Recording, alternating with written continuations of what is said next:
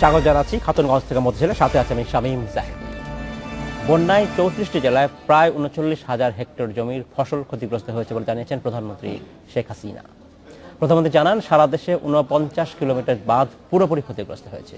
বন্যার পানি নেমে গেলে চূড়ান্ত ক্ষয়ক্ষতি নিরূপণ করে পুনর্বাসন কার্যক্রম হাতে নেওয়া হবে বলে জানান তিনি। আজ আমরা আলোচনা করব বন্যার ক্ষয়ক্ষতি নিয়ে। এই নিয়ে আলোচনা করতে আমাদের সাথে স্টুডিওতে রয়েছেন শেরে বাংলা কৃষি বিশ্ববিদ্যালয়ের অধ্যাপক ডক্টর পরিমল কান্ত বিশ্বাস এবং কৃষি প্রশিক্ষণ ইনস্টিটিউটের সাবেক অধ্যক্ষ রেজানুল ইসলাম। জনাব ইসলাম এবং জনাব বিশ্বাস, আপনাদেরকে স্বাগত জানাচ্ছি। আর কেমন আছেন আপনারা? আজ আমরা আলোচনা করব বাংলাদেশে যখন একটা বন্যা মোটামুটি গেল এবং এই বন্যার ফলে ব্যাপক ক্ষতি হচ্ছে। ক্ষতিগুলো হচ্ছে ফসলের ক্ষতি হচ্ছে অবকাঠামোর ক্ষতি হয়েছে। আজ আমরা আলোচনা করব ফসলের যে ক্ষয়ক্ষতি, সেটাতে মূলত সেটা নিয়ে আলোচনা করব।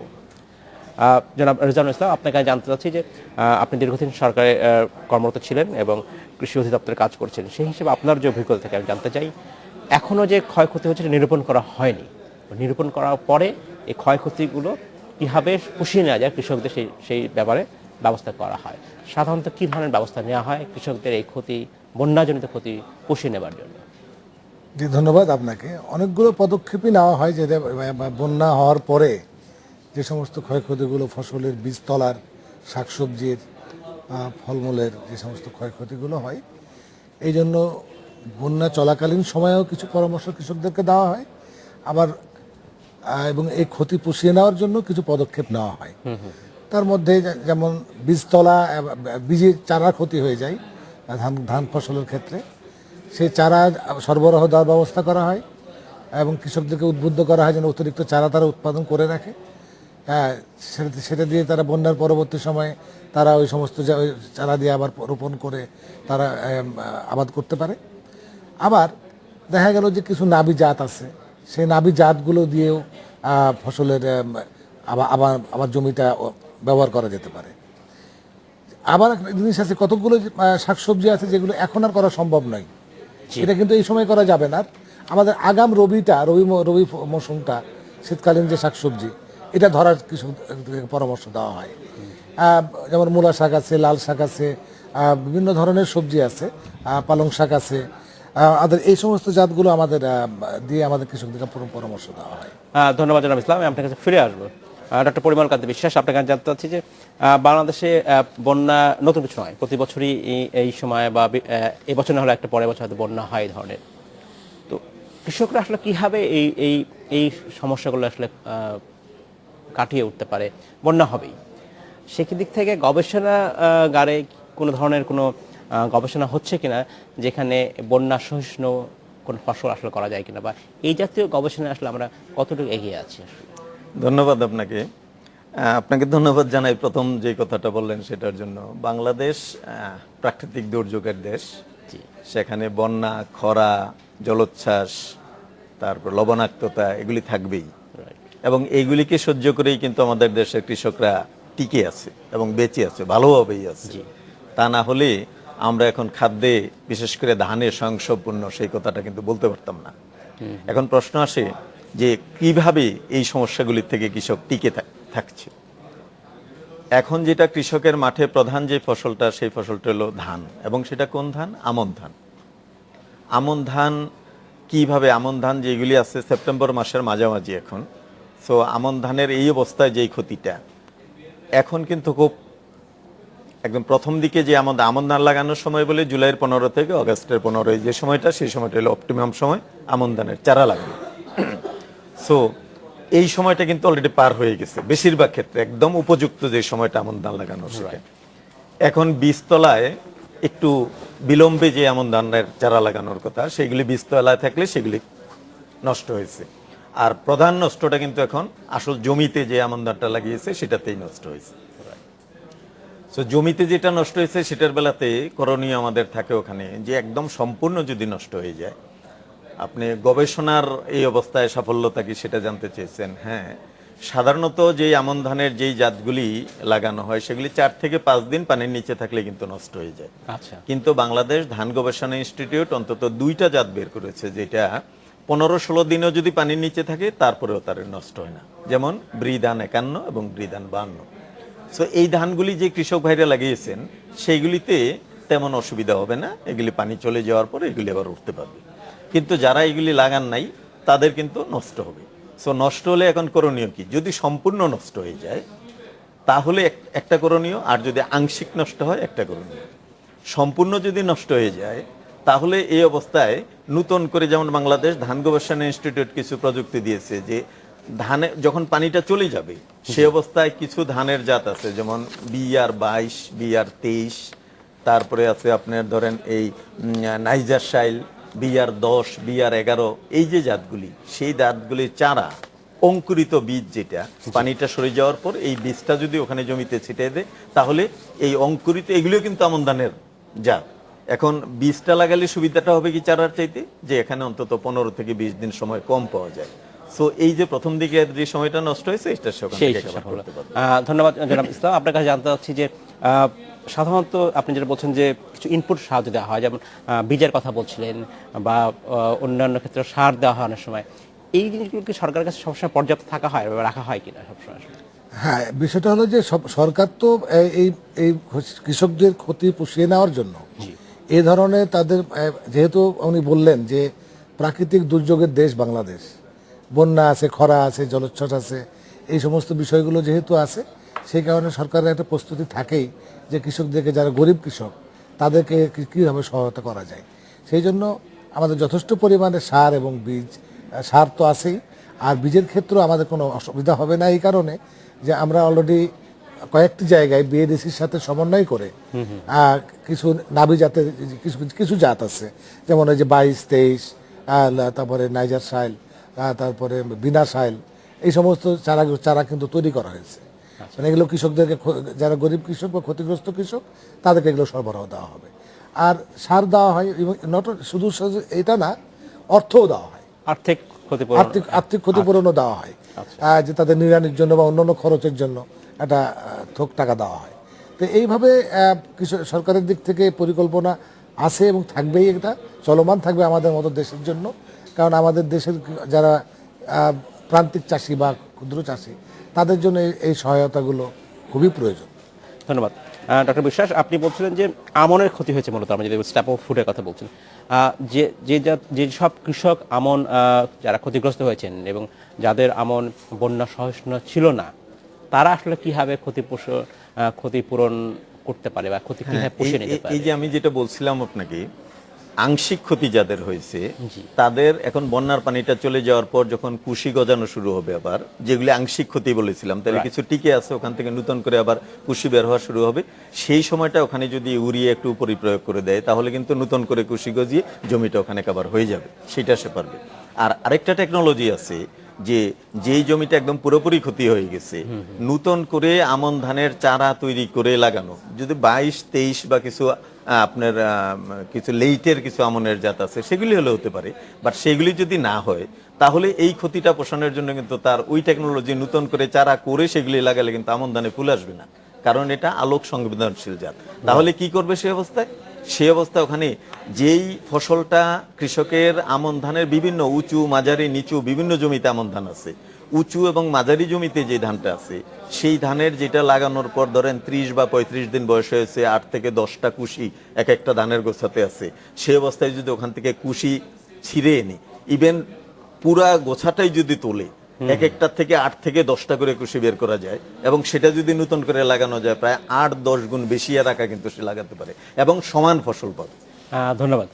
জনাব ইসলাম, আপনার কাছে জানতে চাচ্ছিলাম যে বাংলাদেশে যত কৃষক আছে তারা যে পরিমাণ ধান চারা উৎপাদন করেন, এর মধ্যে আমি যদি বলি বন্যা সহিষ্ণু ধান বা চারা কতজন কৃষক আসলে পান বা যারা রোপণ করতে পারেন? খুব ভালো ভালো ভালো প্রশ্ন। সেটা হলো যে দেখেন, কৃষকেরা যেগুলো বড় কৃষক আছে তাদের যেটুকু প্রয়োজন হয় সেটুকু তো তারা করে, প্রয়োজনের অতিরিক্ত তারা কিন্তু চারা করে রাখে এবং জানে যে এই সময় এটা বন্যা হতে পারে, বন্যা হলে তখন তারা ওই চারা বিক্রি করেও তারা কিছুটা আর্থিকভাবে তারা নিয়ে আসে। তো তো এই জন্য প্রয়োজনের অতিরিক্ত তারা চারা করে থাকে। এবং আমাদের যে সমস্ত প্রতিষ্ঠানগুলো আছে, যেমন বিএডিসি আছে, যে সমস্ত রিসার্চ স্টেশন আছে, আমাদের কৃষি সম্প্রসারণ অধিদপ্তরের যেগুলো হর্টিকালচার সেন্টার আছে, এগুলো তো সরকার কিন্তু ধরে রাখে যে যদি কোনো রকম আপদ হয়, আপদকালীন সময় আসে, এটা মোকাবিলার জন্য এই সমস্ত জায়গাতেও তারা চারা করে রাখে। যার কারণে আলটিমেটলি যে চারার অভাবে আবাদ হবে না, এই বিষয়গুলো কিন্তু আসলে আমাদের বাংলাদেশে কোনো হয় না। জানতে চাচ্ছিলাম যে আসলে কতজন কৃষক আসলে বন্যা সহিষ্ণু ধান আবাদ করতে পারে আসলে? আমরা যে টোটাল যে কৃষক সংখ্যা আছে তারা সকলেই কি বন্যা সহিষ্ণু ধান? না, সেটা তো হতেই পারে না। বিষয়টা হলো যেটা পরিমলবাবু বললেন যে আমাদের দুইটা জাত আছে, যেটা বন্যা সহিষ্ণু জাত, বিধিধান 51 এবং বিধিধান 52। এই দুইটা জাত খুবই ভালো। একটা হলো ইন্ডিয়ান স্বর্ণার সাথে একটা ইয়ে করে, আর একটা হলো আমাদের বিআর 11-র সাথে মিউটেশন করে। তো এই দুইটা জাত খুবই ভালো, এবং এটা যদি 15, 16 দিন, 17 দিন যদি পানির নিচে থাকে, তারপরেও এটা নষ্ট, একদম ড্যামেজ হয়ে যাবে না, কিছু ফলন তারা পাবেই, কৃষক একদম ক্ষতিগ্রস্ত হবে না। তো যার কারণে এই ধরনের গবেষণা চলমান প্রক্রিয়া, যেমন খরা সহিষ্ণু জাত এগুলোও কিন্তু আছে। তো যার কারণে আমাদের গবেষণা প্রতিষ্ঠান যেমন কাজ করছে, আর এটা প্রচারের জন্য কৃষি সম্প্রসারণ অধিদপ্তর এটা কাজ করছে, বিভিন্ন কার্যক্রম নেওয়া হয়েছে, কৃষি তথ্য সার্ভিসের মাধ্যমেও প্রচার করা হচ্ছে। যার কারণে আমাদের কৃষকেরা এখন এই সমস্ত বিষয়ে সচেতন। এবং আপনি দেখবেন যে রংপুর অঞ্চল, সিলেট অঞ্চল, এই সমস্ত যেগুলো অঞ্চলগুলো আছে, এগুলোতে বিধিধান 51 এবং 52, চিটাগাংয়ের কিছু অংশ এবং কুমিল্লার কিছু অংশ। ধন্যবাদ জনাব ইসলাম। আমাদের সময় হয়েছে একটি বিরতিতে যাবার, ফিরে এসে আমরা কথা বলবো আপনার সাথে। আমাদের সময় হলো একটি বিরতিতে যাবার, ফিরছি শীঘ্রই, সাথেই থাকবেন।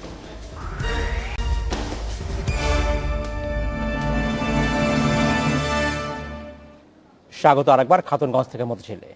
আজ আমরা আলোচনা করছি বন্যার ক্ষয়ক্ষতি নিয়ে। এ নিয়ে আলোচনা করতে আমাদের সাথে স্টুডিওতে রয়েছেন শেরেবাংলা কৃষি বিশ্ববিদ্যালয়ের অধ্যাপক ডক্টর পরিমল কান্ত বিশ্বাস এবং কৃষি প্রশিক্ষণ ইনস্টিটিউটের সাবেক অধ্যক্ষ রেজানুল ইসলাম।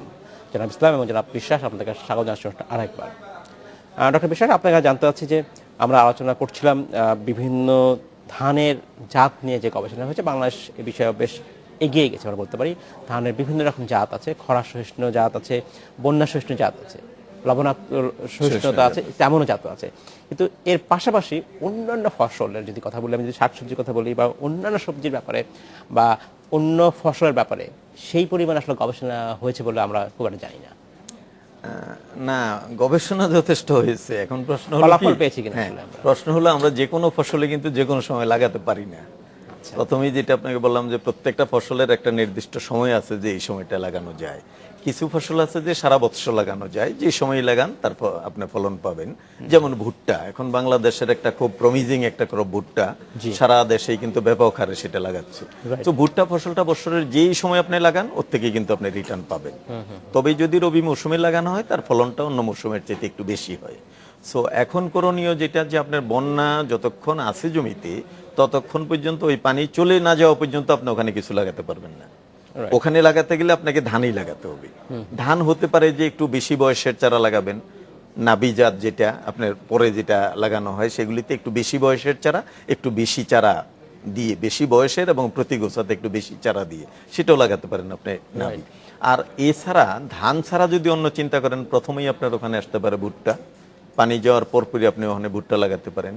আপনি ইভেন আগাম যদি আপনি বোরো ধান লাগাতে চান, নভেম্বরের মাঝামাঝি যদি বোরো ধান, তেমনি ডিসেম্বরের মাঝামাঝি থেকে জানুয়ারির মাঝামাঝি বোরো ধান লাগানোর সময়। এখন আপনি যদি নভেম্বরের মাঝামাঝি বোরোটা লাগাতে পারেন, তাহলে এই বোরো ধান কিন্তু সবচেয়ে বেশি ফলন দেয়। সো তাকে যদি একটু আর্লি লাগান, তাহলে উইন্টারের যে বেনিফিটটা, অর্থাৎ সানলাইট, ক্লিয়ার সানলাইট, তাহলে তার খাবার সে বেশি তৈরি করতে পারবে এবং ডেফিনেটলি আপনার ফলন ওখানে বেশি দিবে। তাহলে আগাম বোরোর চিন্তা আপনি করতে পারেন, ভুট্টার চিন্তা করতে পারেন, সরিষার চিন্তা করতে পারেন, মাছ, মুগ, এই ডাল জাতীয় ফসলগুলির কথা চিন্তা করতে পারেন। ভেজিটেবলস যেটা মূলা, ফুলকপি, বাঁধাকপি, এগুলি আগাম যে ফসলগুলি আছে সেগুলির চিন্তা করতে পারেন। সো যদি আমরা ধান বাদ দিয়ে অন্যগুলিতে যাই, আমাদের এই চিন্তাগুলি সুবিধাগুলো আছে। জনাব ইসলাম, আপনার কাছে জানতে চাচ্ছি যে আমরা যখন বলছি যে কৃষকদের কি করণীয় উচিত যখন এই জাতীয় বন্যা হয় বা ফসলের ক্ষতি হয়, যখন এই বিষয়ে সরকারের যে কৃষি সম্প্রসারণ অধিদপ্তরের পক্ষ থেকে যে প্রচারণা আপনার চালান বা কৃষকদেরকে সচেতন করে দিলেন, সেই মেশিনারিটা কি আসলে যথেষ্ট আছে কিনা আপনাদেরকে, আর আপনারা যথেষ্ট ইকুইপড কিনা যে এই সবাইকে এই মেসেজটা পৌঁছাতে পারবেন? জি, ধন্যবাদ আপনাকে। আজকে পরিমল বাবু যে প্রযুক্তির কথাগুলো বললেন, যে সমস্ত ফসলের কথা বললেন, উনি যথার্থই বলেছেন। কারণ হলো যে আমরা এই পরামর্শগুলো যেটা উনি বললেন, এই পরামর্শগুলোই কিন্তু আমাদের মাঠ কর্মীদের মাধ্যমে, আমাদের যে উপজেলা কৃষি অফিস আছে এবং যে রাজ্য কর্মকর্তা, আমরা এই প্রচারণাগুলো চালিয়ে থাকি। যেমন যেটা উনি বললেন যে ভুট্টা, গম, আলু, সরিষা, মাসকলাই, অন্যান্য ডাল জাতীয় ফসল, এগুলোর প্রস্তুতি কিন্তু এখন নিতেই হবে যদি আগাম করতে চাই আমরা। এটা যেমন একটা বিষয়। আর যে সমস্ত সবজির ক্ষতি হয়ে গেছে, যেগুলোতে এগুলো পুষিয়ে নেওয়ার জন্য, এবং যাতে রবি মৌসুমে যদি আগাম সবজি চাষটা করতে পারে, শীতকালীন সবজিটা, তাহলে কিন্তু কৃষক ভালো দাম পাবে। কৃষক ভালো দাম পাবে।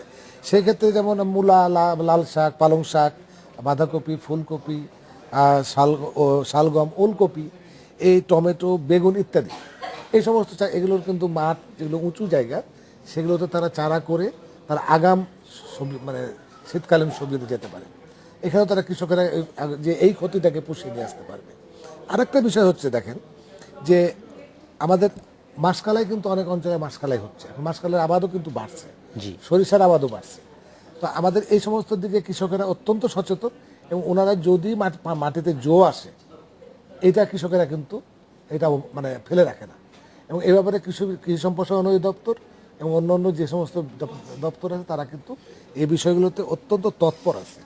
আমি এই ক্ষেত্রে আরেকটা মেসেজ আমি কৃষকদেরকে দেওয়া খুব জরুরি, সেটা হচ্ছে যে আমাদের যেগুলো বীজ সংরক্ষিত আছে সামনে মৌসুমের জন্য, এখন আবহাওয়াটা ভালো হলেই এই বীজগুলোকে শুকিয়ে ঠান্ডা করে আবার রাখতে হবে। কারণ যেহেতু ড্যাম ওয়েদার গেছে, এটা বীজের উপরে কিন্তু মারাত্মক, এখন সেই বীজগুলো শুকিয়ে নিয়ে ঠান্ডা করে রাখতে হবে। আবার দেখেন আমাদের কতগুলো জিনিস আছে, যে গবাদি পশুর ক্ষেত্রে আপনি জানেন, গবাদি পশু আমাদের একটা মারাত্মক একটা মানে খুব লাভজনক একটা এখন আমাদের গুরুত্বপূর্ণ সম্পদ। তো সেই ক্ষেত্রে কৃষকদেরকে পরামর্শ দেওয়া হয়, আমরাও দেই এবং পানি সম্পদ অধিদপ্তরও দেয়, যে যেগুলো কচি ঘাস হচ্ছে, এই ঘাসগুলো কিন্তু খাওয়ানো যাবে না। হ্যাঁ, আর এই সময় কতগুলো রোগ হয়, যে সমস্ত রোগগুলো তরকা, গলা ফোলা, তারপরে ওলান ফোলা রোগের, এই সমস্তগুলোর জন্য কৃষকদেরকে সচেতন করা এবং এটা প্রতিষেধক নেওয়ার জন্য এটা খুব দরকার। আর মাছের ক্ষেত্রে দেখেন, যে সমস্ত পুকুরগুলো যে বন্যা হয়েছে, বর্ষণ হয়েছে, অনেকগুলো পাড় কিন্তু ভেঙে গেছে। হ্যাঁ, এগুলো আবার পরিষ্কার করে ওই পাড়গুলোকে বেঁধে দিতে হবে, যাতে মাছেরও যাতে ক্ষতি না হয়। ধন্যবাদ ডক্টর বিশ্বাস। আপনার কাছে জানতে চাচ্ছি, ভালো দামের কথা বলা হয় যে কৃষকরা ভালো দাম নিশ্চিত করতে হবে, ন্যায্য দাম নিশ্চিত করতে কৃষকের জন্য, এইটা আসলে শুধু কি ক্রপ প্যাটার্নের উপর নির্ভর করে, নাকি আরো কিছু নির্ভর করে, যে সরকারি সহযোগিতা বা সাহায্যের ব্যাপার আছে? না, অবশ্যই সহযোগিতা, সাহায্য সেটা লাগবেই এবং সেটা দিচ্ছেও। ধরেন দামের প্রশ্নে যদি আসে, তার আগে আমি বলবো, প্রায় শেষের দিকে তো কৃষক ভাইদের বলবো যে বন্যা একটা রেগুলার জিনিস, সেটা হবেই, ভয় পাওয়ার কিছু নেই। আমাদের টেকনোলজি আছে এবং আপনারা সেটা অতিক্রম করে আসছেন, টিকে আসছেন, এবং এইগুলি আপনার এলাকা অনুযায়ী, আপনার প্রয়োজন অনুযায়ী, আপনার জমির অবস্থা অনুযায়ী, বন্যার অবস্থা অনুযায়ী আপনি টেকনোলজি ওখান থেকে বেছে নেবেন এবং আপনার প্রয়োজনে ব্যবহার করবেন। আর যেটা বললেন যে আমন ধানের যেই কিছু একদম কোয়ালিটি আমন ধান যেগুলি আছে, ধরেন কালিজিরা, নাইজার শাইল, কাঠারি ভোগ, সেগুলি তো কৃষক করবে এবং এগুলির দাম অনেক বেশি। এই জাতগুলি যেগুলি, সেই জাতগুলি কৃষক ওখানে বাদ দিতে পারবে না, সেগুলি করবেই, এবং সরকারও সেগুলিতে যদি কিছুটা সাবসিডি ওখানে দিতে পারে। ধন্যবাদ ডক্টর পরিমল কান্তি বিশ্বাস, ধন্যবাদ জনাব রেজাউল ইসলাম। আজকের মতো শেষ করতে হচ্ছে, ভবিষ্যতে নিশ্চয়ই আপনাদের সাথে আমরা আবারও কথা বলবো। এই ছিল আজকের মতো খাতুনগঞ্জ থেকে মধু ছিলেন, আমাদের সাথেই থাকবেন, দেখা হবে আবারও।